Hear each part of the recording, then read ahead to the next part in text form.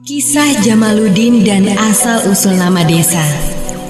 Ada dua santri Kanjeng Sunan Prapenggiri yang menyebarkan ajaran agama Islam ke desa-desa, yaitu Jamaluddin dan Syahid. Pada suatu hari, keduanya sampai pada suatu tempat di bendungan telaga untuk menunaikan ibadah sholat maghrib. Dan Quran mereka ditaruh di atas bendungan, yang akhirnya telaga tersebut dinamakan Telaga Koroan dari kata Quran, terletak di Dusun Kelating, Desa Takeran Kelating. Ketika mereka sedang menunaikan sholat, ada salah seorang dari anak buah Ki Gede Sindujoyo, pembesar Desa Kelating, melihat mereka. Dalam versi lain mengatakan bahwa Ki Gede Sindujoyo adalah putra dari sesepuh Kelating yang bernama Kiai Keling dengan nama kecil Mahardita. Dan anak buah Ki Gede Sindujoyo tadi mengira mereka berdua adalah dua ekor celeng, dalam bahasa Jawa yang artinya babi. Posisi mereka yang sedang sujud sekilas dalam kegelapan tampak seperti celeng. Kemudian dia melapor pada Ki Gede Sindujoyo bahwa dia melihat dua ekor celeng yang masuk ke desanya.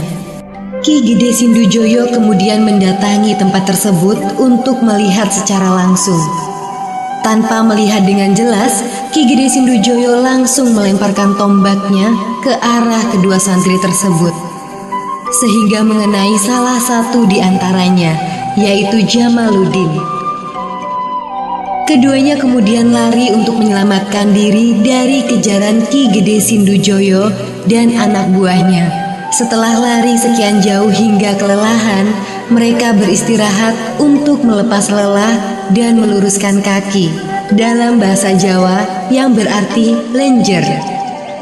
Sehingga pada akhir zaman, tempat tersebut dinamakan Dusun Lenjer, Desa Duku Agung, Kecamatan Tikung. Dirasa cukup beristirahat, mereka berdua kemudian melanjutkan perjalanan.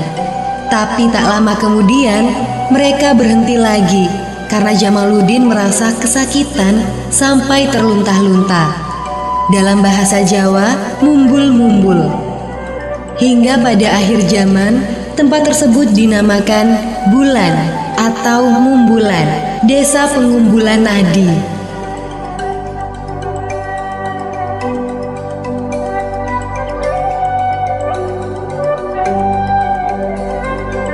Selanjutnya mereka meneruskan perjalanan dan kemudian bersembunyi di suatu tempat untuk menghindari kejaran Ki Gede Sindujoyo dan anak buahnya. Hingga pada akhir zaman, tempat persembunyian itu dinamakan Delik, yang artinya sembunyi. Terletak di Dusun Delik Guno, Desa Pengumbulan Nadi.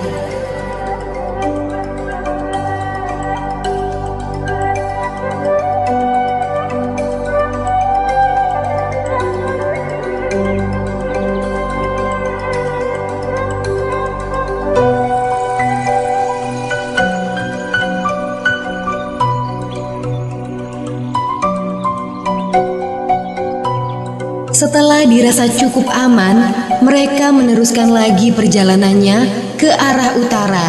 Di tengah perjalanan, luka Jamaluddin mengeluarkan banyak darah, sampai kira-kira 1 baskom, yang dalam bahasa Jawa diartikan kemaron.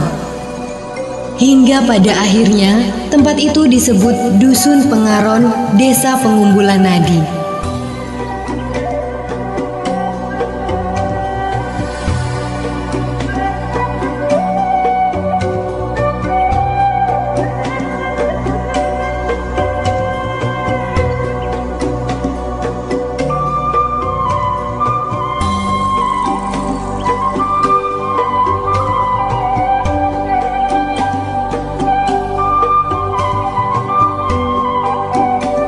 Kemudian keduanya meneruskan perjalanan.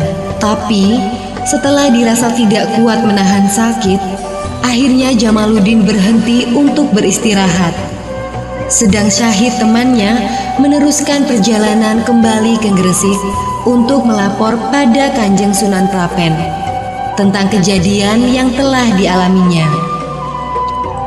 Oleh Kanjeng Sunan Prapen, dia diberi kendi yang airnya harus diminum oleh Jamaluddin agar lukanya sembuh.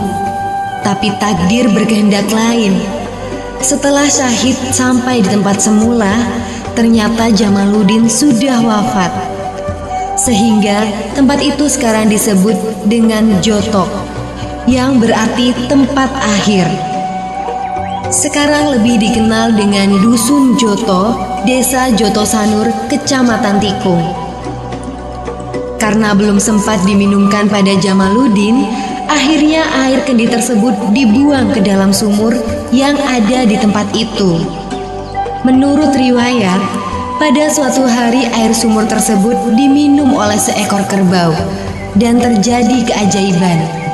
Ternyata setelah minum dari air sumur tersebut terhadap senjata apapun, sehingga oleh penduduk setempat sumur tersebut kemudian ditutup, yang dalam bahasa Jawa diartikan dijubel, agar jangan sampai diminum oleh orang-orang. Akhirnya sumur tersebut dinamakan Sumur Jubel.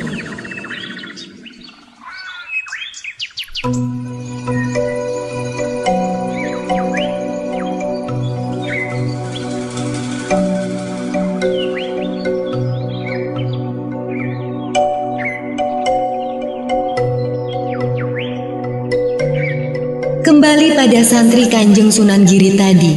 Setelah Jamaluddin wafat, kemudian jasadnya dibawa ke suatu tempat untuk dimandikan, yang kemudian tempat tersebut dinamakan Desa Keramat, Kecamatan Lamongan, karena menjadi tempat disucikannya jasad Jamaluddin.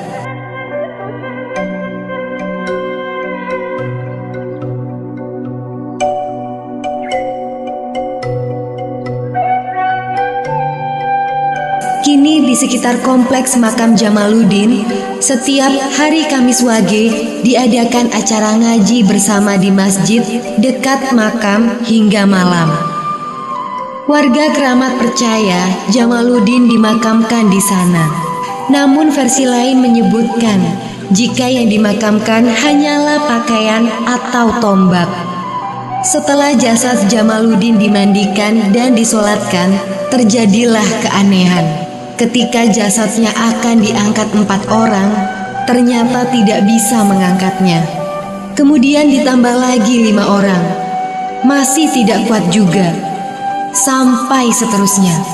Tapi ketika diangkat dengan 9 orang, ternyata jasad tersebut baru bisa diangkat. Kemudian dibawa ke pemakaman, tapi lagi-lagi terjadi keanehan, yaitu ketika sampai di pemakaman, jasad Jamaluddin tidak bisa diturunkan. Seakan-akan memaksa orang-orang yang menggotongnya untuk mengikuti kemauannya. Setelah lama berjalan ke arah barat, kira-kira 10 km, akhirnya jasad tersebut baru bisa diturunkan. Dan di situ, kemudian jasad Jamaluddin disemayamkan. Akhirnya, desa tempat dimakamkannya Jamaluddin dinamakan Dusun Songo, Desa Sukosongo, Kecamatan Kebangbahu, Lamongan. Hingga kini makam Jamaluddin ada 2, yakni di Desa Keramat dan Desa Sukosongo.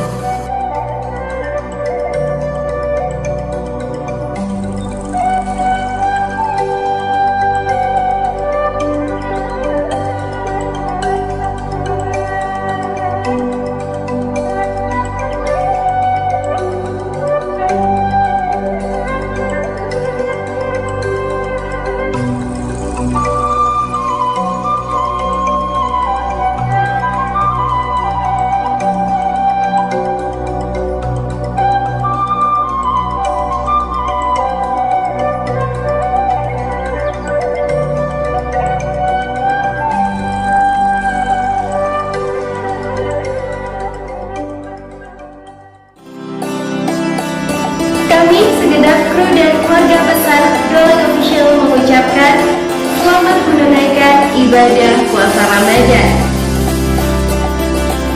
Marhaban ya Ramadan. Marhaban ya Ramadan. Marhaban ya Ramadan.